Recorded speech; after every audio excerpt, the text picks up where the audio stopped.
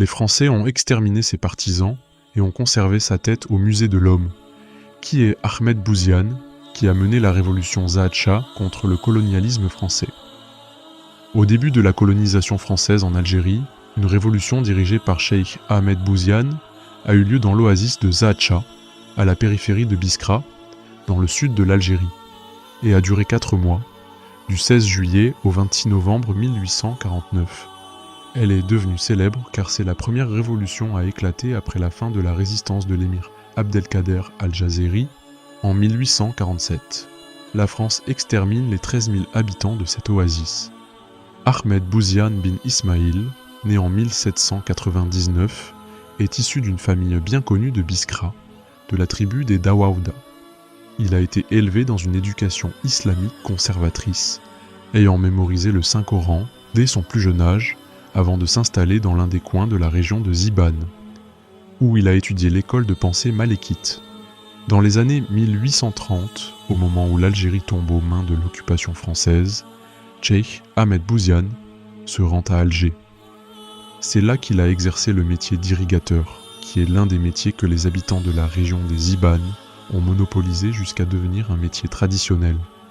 C'est là que Cheikh Ahmed Bouziane a été le premier à avoir des contacts avec l'occupation française, alors que sa colère et sa tristesse grandissaient face au sort de l'Algérie.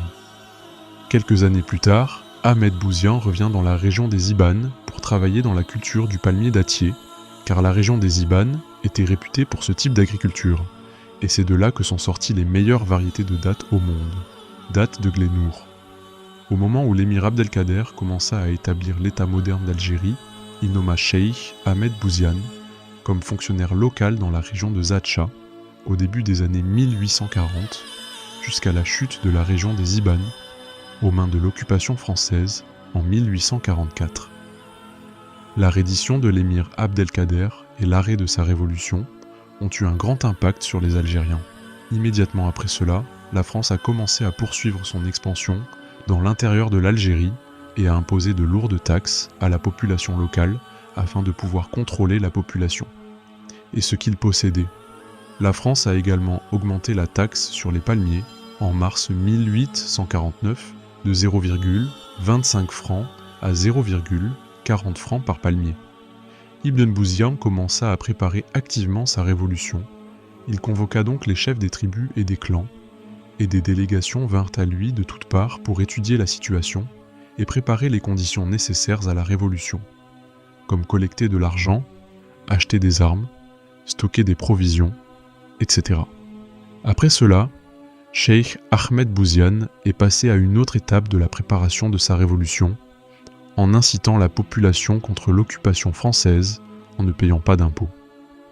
Il a continué à le faire de mai 1849 jusqu'à ce qu'il déclare sa révolution en juillet, à partir de la même année.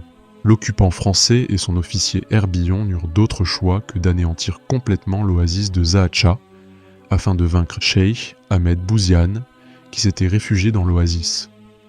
Le 26 novembre 1849, l'armée française fait sauter la maison du cheikh Bouziane qui tombe en martyr.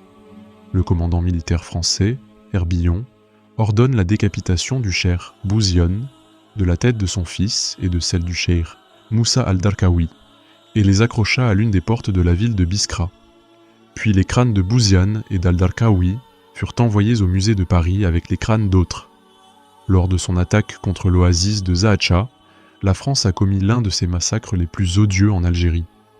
Les soldats français ont exécuté des centaines de combattants de Cheikh Bouziane et ont également tué des blessés, des personnes âgées et des nourrissons dans l'oasis. Le bilan des morts parmi la population a atteint environ 1 millier, à une époque où la population de l'oasis ne dépassait pas 1500 habitants. Nesma et les crimes de la France n'étaient pas seulement dirigés contre les humains, car les Français ont abattu environ 10 000 palmiers de l'oasis, qui en contenaient 17 000, et l'armée française brûla l'oasis de Zahad Shah pour se venger de la révolution de Cheikh Ahmed Bouziane. Les Français ont conservé la tête de Cheikh Ahmed Bouziane pendant 170 ans, au musée de l'Homme à Paris, et les Algériens ont attendu 2020 pour la récupérer. Le 2 juillet 2020, un avion algérien transportant les restes de 24 résistants algériens dont les chefs de Cheikh Bouziane et Cheikh Moussa Derkaoui, a atterri pour être inhumé le 5 juillet 2020 sur la place des Martyrs, au cimetière d'Alia à Alger, dans des funérailles officielles et populaires.